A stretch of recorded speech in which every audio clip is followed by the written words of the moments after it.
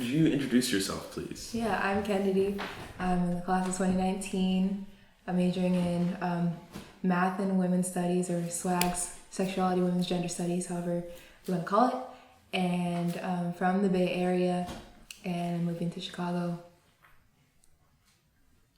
Cool. Yeah, that's about it. I'm Jeremy. I'm class of 2021. I'm from Houston. So I'm just going to ask you a couple of questions about the uprising. Okay. That's really all. So where were you when you first heard about the uprising? On Facebook. Okay. I saw the invitation for the sit-in, and was just thinking, it was at 1 o'clock on a Friday, I believe, and I think I had a class. Yeah, I just remember being stressed about am I gonna miss class and be an activist, or just go to class and focus, and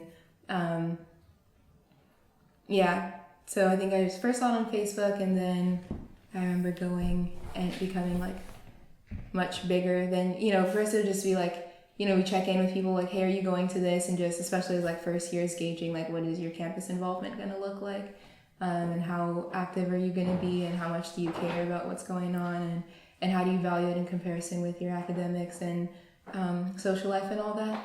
So I remember those being my first thoughts around the amount of time we're going to put in, the effort, and then just the community conversation around it.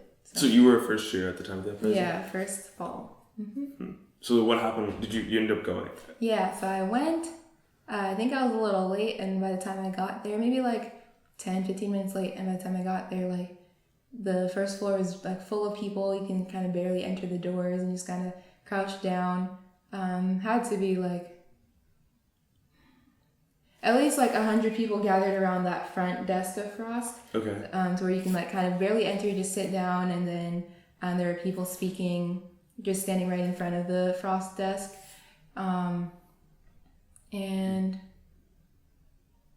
yeah, I remember being excited to be a part of something big, and then just interested to hear what people's stories were. It was kind of started as solidarity with Mizzou and Yale and other schools that were dealing with just racist events at that time, and throughout history, of course, but particularly at the fall of 2015. And and then people just started sharing more of their Amherst experience. Not only does it happen on these other campuses, but I'm dealing with it presently too. So is that how it was advertised? It was advertised as a support sort of event. Okay. On Facebook, it's called Sit-in Solidarity. Okay. And then when we're trying to look back and remember the event, we always call it Amherst Uprising, but right. When you're looking at the first piece of evidence of this event even happening on Facebook, it's called Sit-in Solidarity. So it was November 12th, 2015 or something like that. So do you think in the moment, do you think that transition sort of from what it was advertised as to what it became sort of, when did that happen? Yeah, just in the first 30 minutes of people just sharing stories, establishing what the sit-in was for, and then as people were speaking just about experiences that were happening across, just brought it to hey, I'm actually dealing with this too. Mm-hmm. So it became just people standing up and sharing their memories, going up to the microphone and standing in front of the group and talking about what they'd experienced personally. There are people with kind of signs. I'm trying to remember what they said. I think maybe we stand in solidarity with Mizzou and things like that. And we're all dressed in black that day too. And just many people, just whether they stand up or go to the front, just sharing their experiences, or also hopes that they have for the ways the school can change and support us better. So and turn from sit-in solidarity to sharing experiences to organizing a little bit, and sleeping over for 3 days and all that. I slept for 1 day because I wanted my bed. So, it was long. Are there any specific moments that you remember, any stories or? I remember a particular memory I had was there'd be especially leaders of a lot of affinity groups up in the Center for Humanistic Inquiry. That was kind of if we want to think of it the headquarters of the activist conversation. for where people were kind of planning the demands, and wondering, especially as a first year, like how much do I need to know, or how active do I need to be in order to like be welcome there and be able to be a part of like decision making. But I remember that happening, and just other people just being around the library, just talking with friends about what they thought of the event, or talking about random things and just hanging out and just being there physically for support. And I remember, I think I got tired and went to sleep pretty early, but I remember like that my friends like had a really good time just bonding and hanging out in there. People just brought their blankets, or maybe watching movies, just chatting till late hours in the morning. And I remember maybe the third day, it was like maybe third or fourth day, how like emotionally tired I was, and I never felt like that before. And just like physically exhausted from the stress, and wanting to be a part of it and be involved, and then just realizing like, wait, I'm human and I'm not really taking care of myself that well, and I'm also trying to, like, this is bigger than me, so I need to be there for other people. But just when that all hit me, and I was like, man, this is really tough to be a part of it, especially for more than, it's more than just an hour long sit-in turned into 3 days, so just to be putting all that energy in there. And I remember my birthday was around then too, so just like, yeah, just a lot happening, and trying to be very present when you're getting drained at the same time. What time of the year was this happening? Mid-November. So that's like almost finals. Yeah, like I remember because my birthday's always a rough time, like pre-Thanksgiving midterms time. Okay. So, and I remember there's also, I think it was Williams' homecoming game, November 14th, it was a Saturday. And so I remember going up to Williams, like there was a van of people, maybe the Black Students Union went up in a van, and we brought a big sign of like about Amherst Uprising. I forget what it said, maybe like sit in solidarity. And so it was huge, like maybe like 15 feet long paper that we were holding up at the football field at Williams, to continue the protest at their homecoming. There were many Amherst alums that were like singing the Lord Jeff song, because just to kind of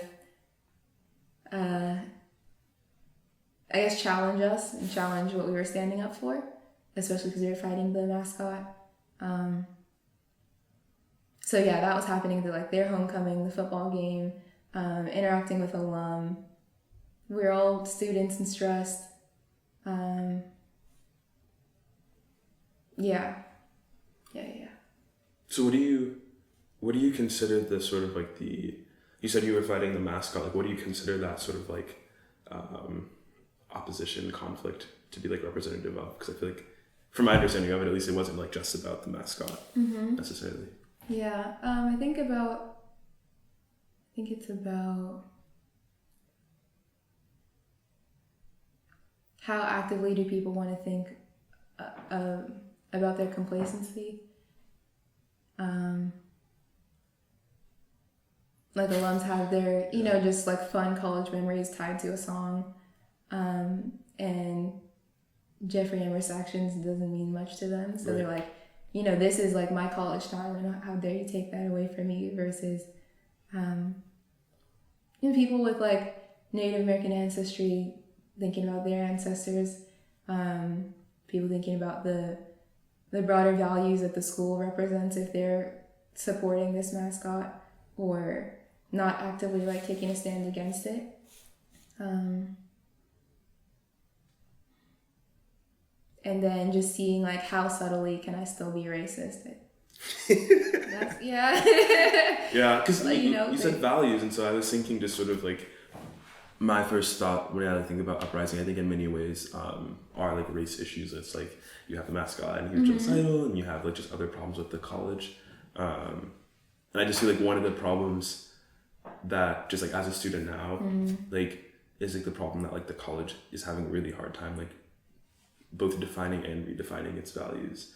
So I feel like that sort of conversation is still relevant. Yeah, and that is interesting to see. So now I'm trying to think, okay, how old are they and how much time they have left? So within like, let's say 30 years or so. But you know what? Okay, what I'm thinking about is like, how long will we still be relying on them? Mm-hmm. But it's not only the old alums. So there's still plenty of people that are students right now or students coming in that are going to have the same values that the old people have.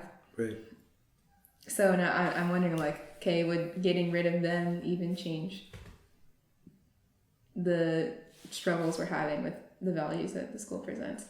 Well, I feel like my thought immediately goes to sort of like the college, like as an institution's role and sort of like what it says the values are and like what values it legitimates.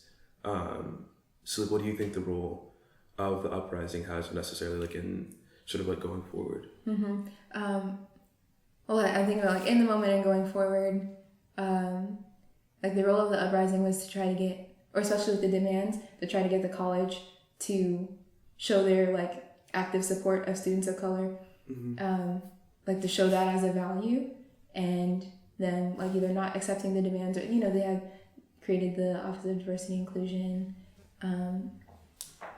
but just no really like concrete actions of, you know, hey, this professor who has tenure, you know, was racist, yeah. And we're gonna take a big action against them, so nothing like that, you know. So I think our asking them to show their support and their kind of lack of a concrete or really substantial answer showed really where they stand. Yeah. And as far as the future, I remember when we had the Black Alumni Weekend this past April. Yeah, it feels like a long time ago. Yeah, I just remember talking to, I think it was Steve Scott, class of 70-something, and just from his conversation, or just from the weekend, remembering like all of the struggles that we share, and in 40 years, if that's not changing, or what, going on 200 years of the school, same issues, then how are we going to change something in just our 4 years here? So that's like, in one sense, it's kind of like discouraging, because it's like all these things we're standing up for, like how much hope do we have that they're going to get accomplished? But on the other hand, it's kind of relaxing because we put so much stress on ourselves, and even just remembering that stressful moment that I had of like, damn, this is so much effort. Like, you know, I don't have to stress that much, because just knowing that I'm a part of something and we're taking small steps, like that's meaningful, and not feeling like we have to just have a full revolution like right now.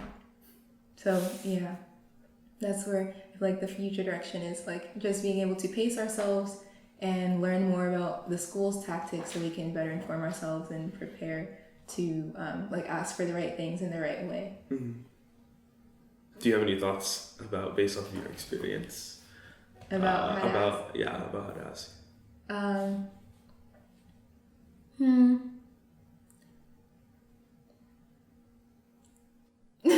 I feel like you have to like kind of speak their language. Like, you know, they have, you know, we created a new office, and you know, a lot of schools are doing that, or a lot of like companies. You know, we have diversity and inclusion.